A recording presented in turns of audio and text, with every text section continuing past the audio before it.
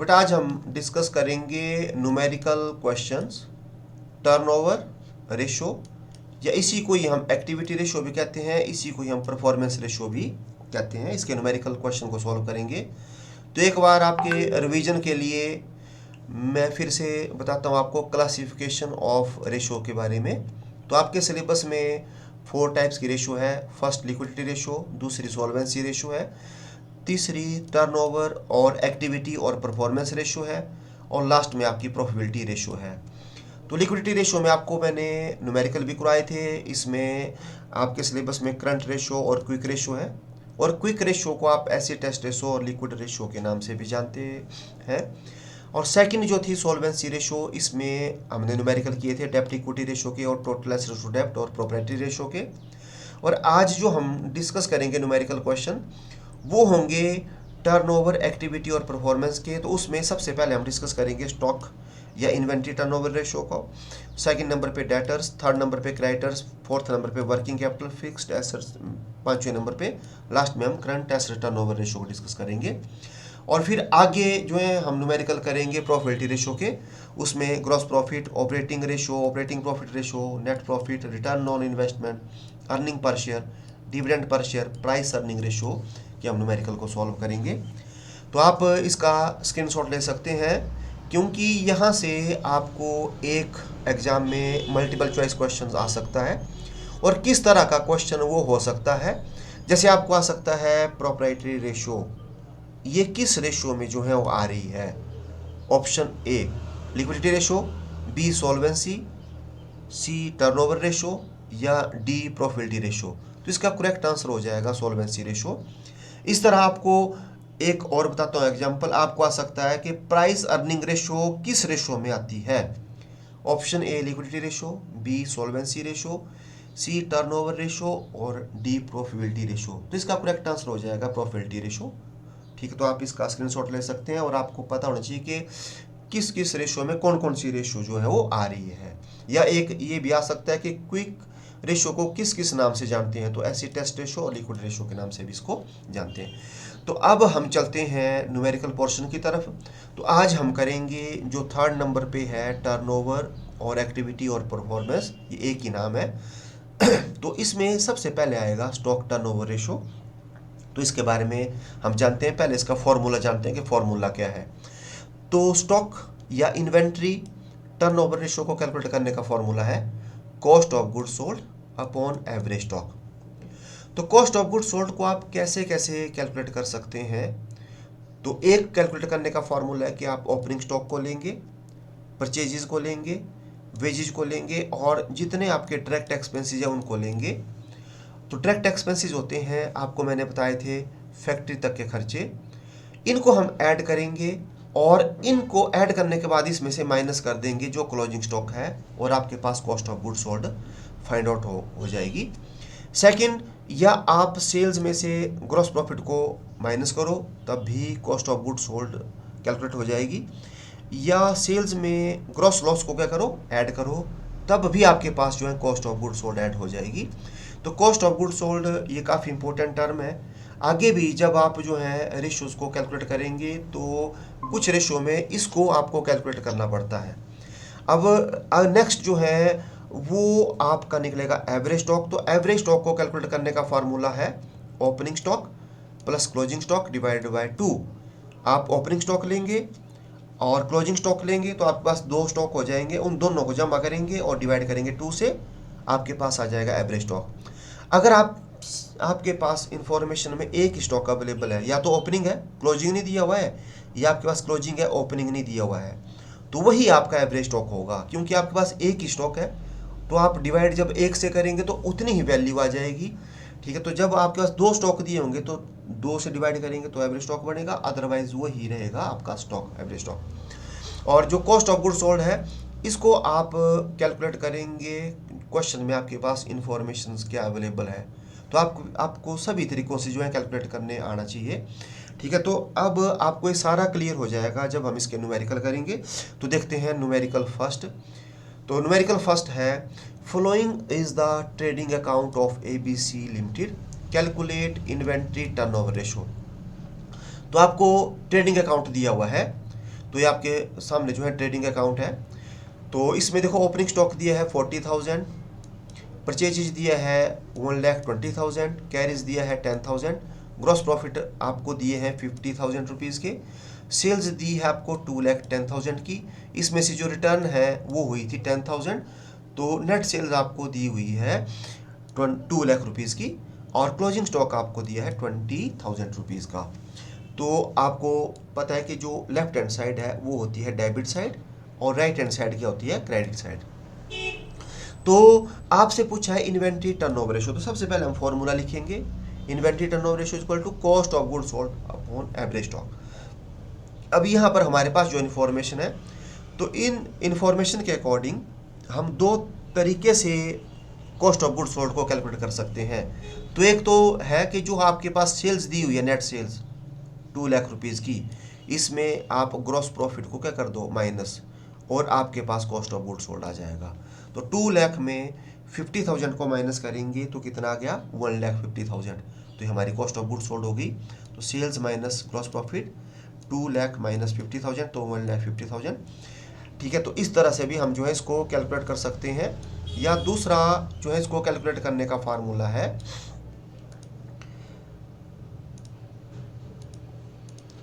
हम opening stock को लेंगे, परचेजेज को लेंगे, और डायरेक्ट एक्सपेंसेस में हमारे को दिया कैरीज, इन तीनों को हम क्या करेंगे प्लस, और इन तीनों को प्लस करने के बाद इसमें से हम क्लोजिंग स्टॉक को क्या कर देंगे माइनस, तब भी हमारे पास जो है cost of goods sold calculate हो जाएगा। तो ये पहले तरीके से किया।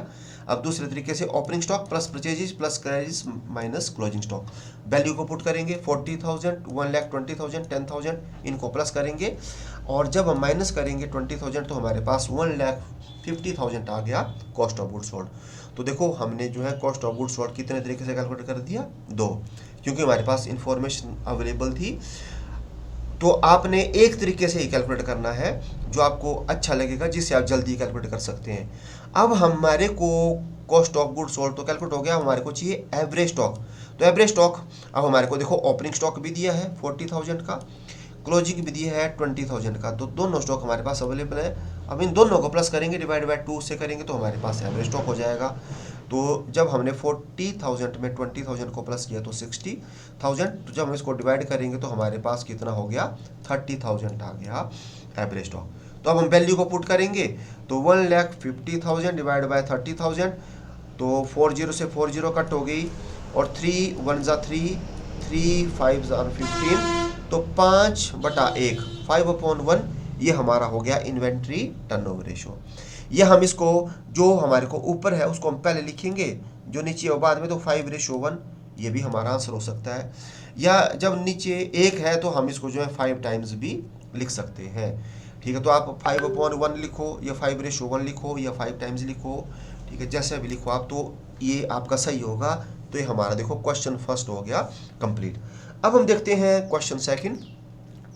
तो आपको दिया है cost of goods sold during the year 6 lakh rupees के। तो इस क्वेश्चन में देखो आपको पहले ही कैलकुलेट करके दे दिए कॉस्ट ऑफ गुड्स सोल्ड, जबकि फर्स्ट क्वेश्चन में हमने कैलकुलेट किए। और सेकंड आपको दिया है इन्वेंट्री टर्नओवर रेशो 8 टाइम्स, तो आपको इन्वेंट्री टर्नओवर रेशो भी कैलकुलेट करके दे दिया है, 8 टाइम्स है। अब आगे क्या बोला है कि इन्वेंट्री एट द एंड, जो एंड की जो इन्वेंट्री है 2 times more than that in the beginning, तो जो बिगिनिंग की है उसका 2 टाइम्स मोर है आपकी इन्वेंट्री एट द एंड। तो जैसे सपोज आपको बताता हूं मैं कि अगर आपकी इन्वेंट्री जो है शुरू की अगर 100 रुपीज़ की है, तो एंड की कितनी होगी, एंड की होगी 2 टाइम्स मोर। 2 टाइम्स का मोर का मतलब होता है कि 100 तो है ही है, तो 100 का 2 टाइम्स कितना होता है, 2 से मल्टीप्लाई करेंगे तो 200, तो 2 टाइम्स मोर का मतलब हो गया 100 + 200 300। तो जब आपकी बिगिनिंग की जो इन्वेंट्री है वो 100 होगी, तो एंड की कितनी होगी 300। तो आपको बोला कि calculate inventory at the end, तो आपको बोला कि एंड की कितनी है वो कैलकुलेट करो। तो देखो हम इसको किस तरह से कैलकुलेट करेंगे। तो सबसे पहले हम जो है लिखेंगे इन्वेंट्री टर्नओवर रेशो का फॉर्मूला।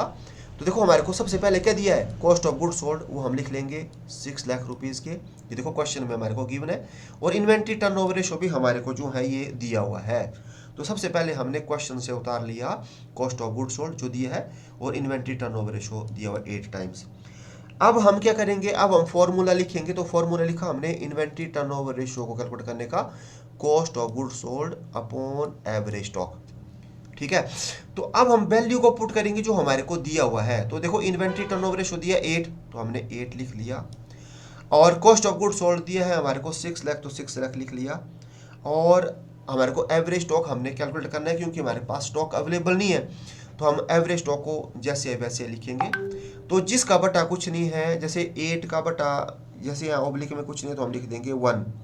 तो आपको मैंने बताया था कि क्रॉस मल्टीप्लिकेशन हम करेंगे, तो 8 को हम जो है मल्टीप्लाई कर देंगे जब इक्वल टू सामने हो तो एवरेज स्टॉक से, और 6 लाख को कर देंगे हम 1 से। तो जब हमने 8 को एवरेज स्टॉक से मल्टीप्लाई किया तो हमारे पास यहाँ आ गया 8 एवरेज स्टॉक, और 6 लाख को जब हम 1 से करेंगे तो कितना आ गया, 6 लाख हमारे पास यहाँ आ गया। तो अब हम जो है एवरेज स्टॉक को कैलकुलेट कर सकते हैं। देखो एवरेज स्टॉक अपनी जगह है और 6 लाख क्या है अपनी जगह। तो जब ये 8 इसके साथ जैसे जो है वो जुड़ा हुआ है, मल्टीप्लाई कर रहा है, तो जब ये दूसरी तरफ जाएगा तो ये 6 लाख को क्या करेगा, डिवाइड। तो ये देखो नीचे आ गया 8। तो जब हम जो है 6 लाख को 8 से डिवाइड करेंगे तो हमारे पास कितना आ गया, 75,000। तो 75,000 हमारे पास आ गया एवरेज स्टॉक। तो एवरेज स्टॉक ये हमारे पास आ गया। तो अब हम इस आधार पर जो है ओपनिंग और क्लोजिंग स्टॉक को क्या कर सकते हैं, फाइंड आउट कर सकते हैं। तो सबसे पहले हम जो हमारे को क्वेश्चन में दिया है उसको हम लिखेंगे। तो हमारे को क्या दिया है कि inventory at the end 2 times more than that in the beginning. जो एंड की जो इन्वेंट्री है, एंड का जो स्टॉक है वो बिगिनिंग के 2 टाइम्स मोर है। तो देखो अब हमारे पास छोटा कौन सा है, बिगिनिंग वाला। तो बिगिनिंग को हमने मान लिया जैसे x, हमने वैल्यू पुट कर ली कि जैसे let inventory at the beginning is equal to x, ये हमने x मान लिया। जब हमने x माना तो हमारे पास क्लोजिंग क्या हो जाएगा, तो क्लोजिंग हो जाएगा हमारे पास x प्लस 2x, क्योंकि 2 टाइम्स मोर लिखा हुआ है। तो इसका मतलब कि जो एंड का है वो 2 टाइम्स मोर है, तो बिगिनिंग में हम जो है 2 टाइम्स मोर को प्लस करेंगे तो ये हमारा हो जाएगा x प्लस 2x। ठीक है, तो अब हम क्या करेंगे आगे, अब हम फार्मूला लिखेंगे एवरेज स्टॉक को कैलकुलेट करने का। एवरेज स्टॉक हमारे को पता है कि opening stock plus closing divide by 2, ये फॉर्मूला होता है। अब हम वैल्यू को पुट करेंगे, तो वैल्यू अब 75,000 ये हमने निकाला है एवरेज स्टॉक, तो एवरेज स्टॉक की जगह हमने लिख दिया 75,000 रुपीज़। और ओपनिंग हमने कितना मानना हुआ है x, और क्लोजिंग कितना है हमारे पास, ये आपको बताया मैंने x प्लस 2x, ये हमारे पास क्लोजिंग है। तो ये प्लस हो जाएगा, डिवाइड बाय क्या हो जाएगा 2। अब हम क्रॉस मल्टीप्लिकेशन करेंगे, तो 75,000 को मल्टीप्लाई करेंगे 2 से, और इसका बटा कुछ नहीं है, तो जितनी वैल्यू है उतनी हम क्या कर देंगे यहाँ पर लिखेंगे। तो 75,000 को जब हम मल्टीप्लाई करेंगे 2 से तो ये हो गया 1,50,000 रुपीज़। और जब हम क्या करेंगे, ये जो x है हमारे पास दिया हुआ है यहाँ पर, जैसे 2x में 1x आ गया तो 3x हो गया, 3x में 1 और आ गया तो कितना हो गया 4x। तो 4x हमारे पास हो गया, और इस तरफ कितना आ गया आपके पास 1,50,000 रुपीज़। अब हम x की वैल्यू को फाइंड आउट कर सकते हैं। तो x की वैल्यू फाइंड आउट कैसे होगी कि देखो x जो है किसको मल्टीप्लिकेशन कर रहा है, 4 को। तो जब हमने x की वैल्यू निकालनी है तो 1,50,000 को ये डिवाइड करेगा 4 से, तो देखो ये 4 नीचे आ गया। तो जब हम इसको 1,50,000 को डिवाइड करेंगे 4 से तो हमारे पास 37,500 ये आ गई वैल्यू हमारे पास x की। तो x हमने क्या माना था, बिगिनिंग का स्टॉक, तो ये हमारे पास जो है ओपनिंग स्टॉक आ गया 37,500। ठीक है, तो अब हम क्या कर सकते हैं, अब हम क्लोजिंग स्टॉक को कैलकुलेट कर सकते हैं। तो क्लोजिंग स्टॉक कितना आ गया, क्योंकि आपको जो वैल्यू थी बताई थी वो x प्लस 2x, तो x आ गया हमारे पास 37,500 प्लस 2x। तो 2 से मल्टीप्लिकेशन हो रही है 37,500 को। तो जब हम 37,500 को 2 से करेंगे तो कितना आ जाएगा 75,000, और जब हम इसमें 37,500 को प्लस करेंगे तो 1,12,500 ये हमारा हो गया आंसर। तो ये क्वेश्चन जो है सेकंड हमारा हो गया कंप्लीट। तो हमने देखो किस तरह से inventory at the end calculate की। अब हम देखते हैं बेटा क्वेश्चन थर्ड। तो ये जो क्वेश्चन थर्ड है ये अभी जो एचपी बोर्ड ने आपको मॉडल क्वेश्चन पेपर दिया हुआ है उसमें टर्म 2 में ये आया हुआ है क्वेश्चन। तो देखो क्या लिखा है इसमें, ₹2 lakh is the cost of goods sold. 2 lakh आपको दिया कॉस्ट ऑफ गुड्स सोल्ड, और इन्वेंट्री टर्नओवर रेशियो आपको दिया है 8 टाइम्स। तो पिछले क्वेश्चन की तरह ही है। Stock at the beginning is 1.5 times than closing stock. तो यहाँ पर देखो मोर नहीं लगा हुआ है। पिछले क्वेश्चन में आपको क्या लिखा था, यहाँ पर लिखा था 2 टाइम्स मोर, ठीक है, जबकि यहाँ आपको लिखा हुआ है 1.5 टाइम लिखा है देन क्लोजिंग स्टॉक। ठीक है, पिछले जो आपका क्वेश्चन था उसमें आपका जो है क्लोजिंग स्टॉक ज़्यादा था, ओपनिंग क्या था, कम। और इसमें देखो जब आप इसको अंडरस्टैंड करेंगे क्या लिखा है, stock at the beginning is 1.5 times than closing stock.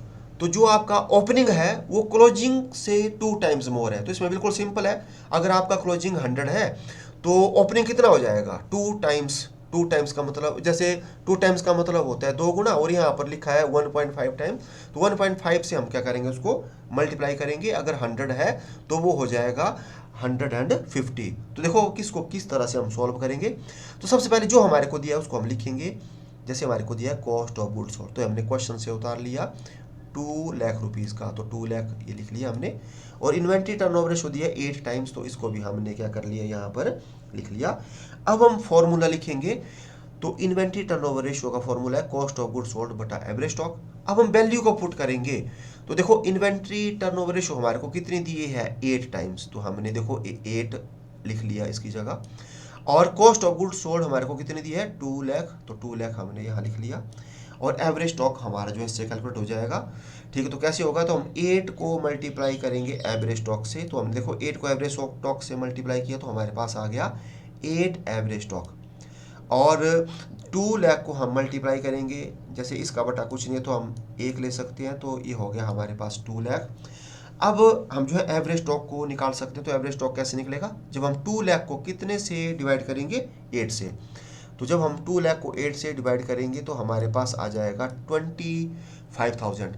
तो 25,000 ये हमने निकाल लिया एवरेज स्टॉक। ठीक है, एवरेज ये हमारे पास आ गया। अब हम जो है स्टॉक हमने निकालना है, तो अब हम देखेंगे हमारे पास स्टॉक के बारे में क्या इन्फॉर्मेशन दी हुई है क्वेश्चन में, तो उसको हम लिखेंगे। तो हमारे को लिखा है कि stock at the beginning is 1.5 times than the closing.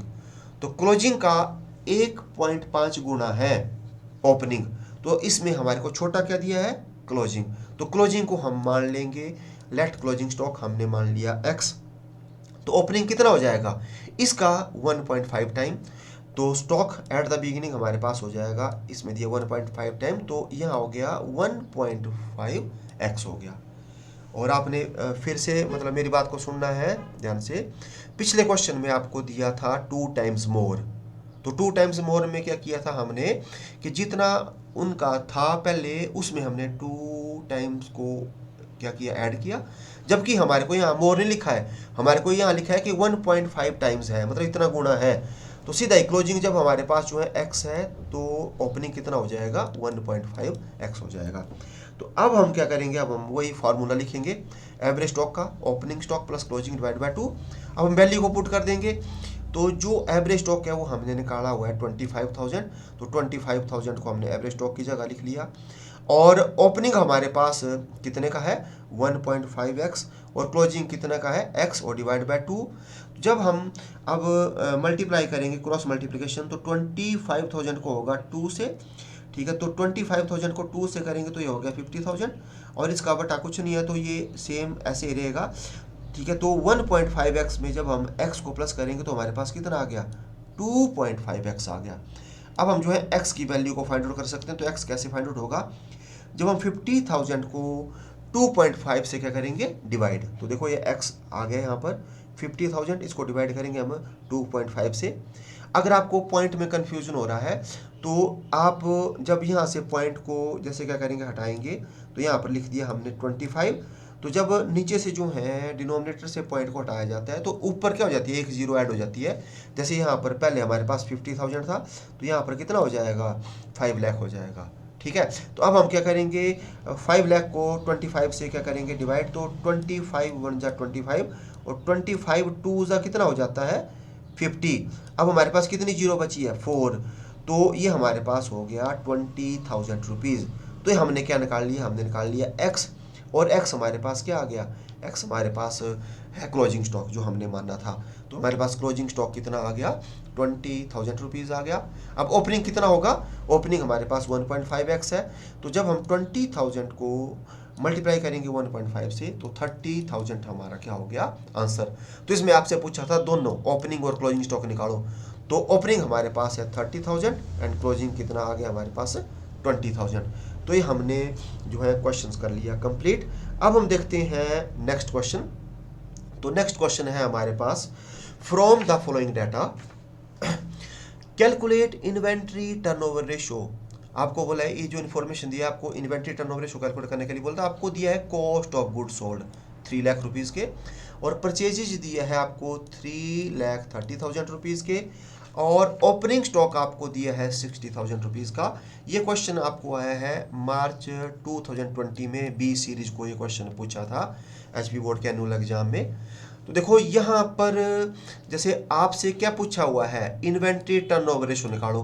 देखो कॉस्ट ऑफ गुड सोल्ड आपके पास है दिया हुआ, और आपके पास एक ओपनिंग स्टॉक भी दिया है, ठीक है। लेकिन एवरेज स्टॉक को निकालने के लिए आपको इसमें निकालना पड़ेगा, पहले क्या निकालना पड़ेगा क्लोजिंग स्टॉक, ठीक है। तो फिर उसके बाद निकलेगा। देखो इस क्वेश्चन को हम कैसे सॉल्व करेंगे, तो सबसे पहले हम फॉर्मूला लिखेंगे जो हमारे से पूछा है, inventory turnover ratio equal to cost of good sold बटा एवरेज स्टॉक।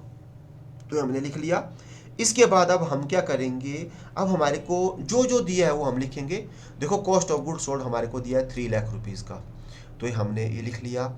इसके बाद जो है परचेजेज आपको दी है 3,30,000 रुपीज़ की, और ओपनिंग स्टॉक कितना दिया है 60,000 रुपीज़ का दिया हुआ है, ठीक है। तो अब आपको मैंने जैसे शुरू में बताया कि कॉस्ट ऑफ गुड सोल्ड को कैसे निकाल सकते हैं, जो फर्स्ट फार्मूला था वो था हमारे पास, अभी फिर से मैंने यहाँ पर शो किया, ये opening stock plus purchases plus all direct expenses minus closing stock, ठीक है। तो यहाँ से हम जो है इससे हम क्लोजिंग स्टॉक की वैल्यू को क्या कर सकते हैं, फाइंड आउट कर सकते हैं। अब जो जो हमारे को दिया है उसको हम जो है उनकी वैल्यू को हम पुट करेंगे, तो इस तरह से हमारे पास बन जाएगा। देखो cost of good sold equal to opening stock plus purchases minus closing stock, क्योंकि इसमें हमारे को डायरेक्ट एक्सपेंसेस नहीं दिए हुए हैं, ठीक है। तो हम जो है उनको नहीं लेंगे, तो इनको छोड़ करके हमारे पास ये जो है वैल्यू हमारे पास दी हुई है। अब हम जो वैल्यू है उसको पुट करेंगे।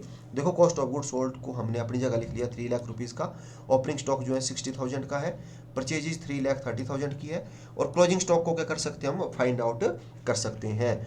तो जो क्लोजिंग स्टॉक है अब देखो माइनस का है, अब हम इसको क्या करेंगे, जब इक्वल टू के इस तरफ ले जाएंगे, ठीक है। जब हम इसको इस तरफ ले गए तो ये बन गया प्लस का, और ये 60,000 ये अपनी जगह है, 3,30,000 भी अपनी जगह है। जब हम इसको उठाएंगे दूसरी जगह ले जाएंगे 3 लाख को, तो ये क्या हो जाएगा माइनस का, ठीक है। तो देखो 3,30,000 में हमने 3 लाख माइनस किया तो कितना आ गया 30,000, और 60 में जब हम 30 को प्लस करेंगे तो हमारे पास कितना आ जाएगा, ये 90,000 हमारे पास आ गया क्लोजिंग स्टॉक, ठीक है। तो अब हमारे पास कॉस्ट ऑफ गुड सोल्ड तो अवेलेबल है, ओपनिंग भी है। अब हमारे को एवरेज स्टॉक को कैलकुलेट करने के लिए हमने जो है क्लोजिंग स्टॉक को भी कैलकुलेट कर लिया।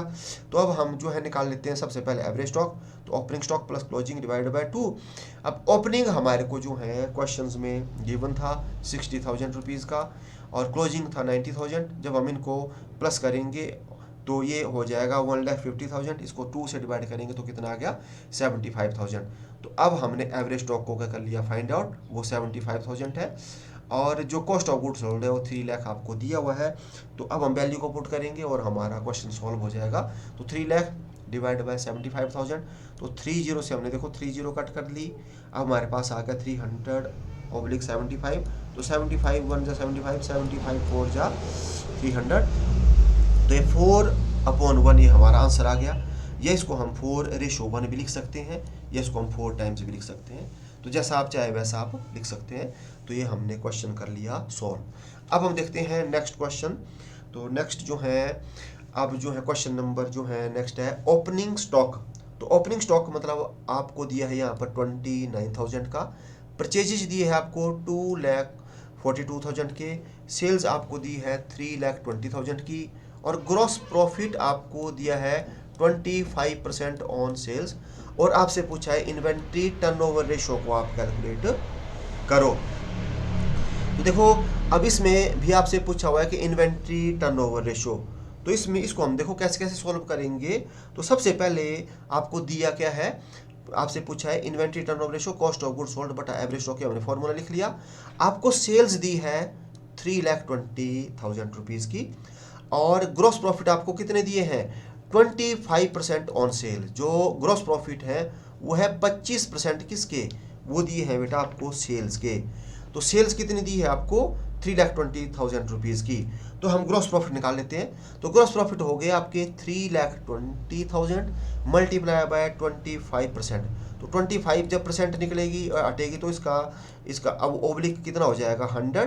ठीक है, तो जब हम इसको जो है मल्टीप्लाई करेंगे तो हमारे पास ये हो गया 80,000 रुपीज़। तो 80,000 जो है वो हमने क्या निकाल लिए ग्रॉस प्रॉफिट। तो अब जो है हम cost of goods sold easily निकाल सकते हैं, क्योंकि इस क्वेश्चन में हमारे पास सेल्स है और क्या है ग्रॉस प्रॉफिट जो हमने फाइंड आउट की है। तो हम जो है फॉर्मूला लिख सकते हैं कॉस्ट ऑफ गुड्स सोल्ड का। तो कॉस्ट ऑफ गुड्स सोल्ड को कैलकुलेट करने का फार्मूला होता है सेल्स माइनस ग्रॉस प्रॉफिट। तो सेल आपको दी थी और ग्रॉस प्रॉफिट हमने निकाल लिया क्योंकि वो 25% ऑन सेल का था। तो सेल जो है आपको दी थी 3,20,000 की, और 80,000 को माइनस करेंगे तो 2,40,000 ये हमारे पास आ गया कॉस्ट ऑफ गुड्स सोल्ड। ठीक है, तो अब हम जो है एवरेज स्टॉक के लिए अब हमारे को स्टॉक भी कैलकुलेट करना पड़ेगा क्लोजिंग। तो कॉस्ट ऑफ गुड्स सोल्ड को कैलकुलेट करने का फार्मूला होता है opening stock plus purchases minus closing stock. क्योंकि यहाँ पर डायरेक्ट एक्सपेंसेज नहीं दिए हैं, अगर डायरेक्ट एक्सपेंसेज दिए होते तो अब हमने यहाँ पर इनको भी प्लस करना था। ठीक, तो अब कॉस्ट ऑफ गुड्स सोल्ड जो है वो हमारे पास है 2,40,000 की, ये हमने फाइंड आउट कर ली। और ओपनिंग स्टॉक जो है ये हमारे को देखो क्वेश्चन में क्या थे गिवन थे 29,000 के, और परचेजेज जो है वो हमारे को क्वेश्चन में दी है 2,42,000 की, और इससे हम क्लोजिंग स्टॉक को क्या कर सकते हैं अब कैलकुलेट कर सकते हैं।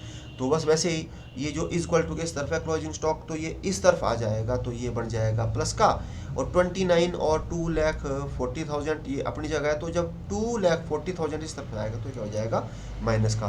तो जब हम 2,40,000 से 2,40,000 को माइनस करेंगे तो होगा 2,000, और 2,000 को जब हम 29 में प्लस करेंगे तो ये हमारे पास कितने हो गए 31,000। तो हमने जो है क्लोजिंग स्टॉक को भी क्या कर लिया कैलकुलेट कर लिया। ठीक है, तो अब हम जो है इसके आधार पर एवरेज स्टॉक को कैलकुलेट कर सकते हैं। तो एवरेज स्टॉक को कैलकुलेट करने का फार्मूला है opening stock plus closing divide by 2। तो ओपनिंग स्टॉक जो है वो हमारे को क्वेश्चन में दिए थे 29,000, और क्लोजिंग जो है वो हमारे को दिए थे 31,000। तो जब हम इनको इनमें प्लस करेंगे 31,000 में 29 प्लस करेंगे तो हो गया 60,000 को 2 से डिवाइड करेंगे तो हमारे पास कितना आ गया 30,000। तो 30,000 हमारे पास आ गए एवरेज स्टॉक। तो अब हमारे पास कॉस्ट ऑफ गुड्स सोल्ड भी है, 2,40,000 का एवरेज स्टॉक भी है। अब हम निकाल सकते हैं इन्वेंट्री टर्नओवर रेशो। तो 2,40,000 डिवाइड बाय आपका हो गया 30,000, तो 40 से 40 कट हो गया, एंड 3 1 जा 3, 3 8 जा 24, तो 8/1, तो ये हमारा हो गया आंसर। तो ये हमने क्वेश्चन कर लिया कंप्लीट। ठीक है, तो आज हमने जो है सॉल्व कर लिए कौन से क्वेश्चंस इन्वेंट्री टर्नओवर रेशो के।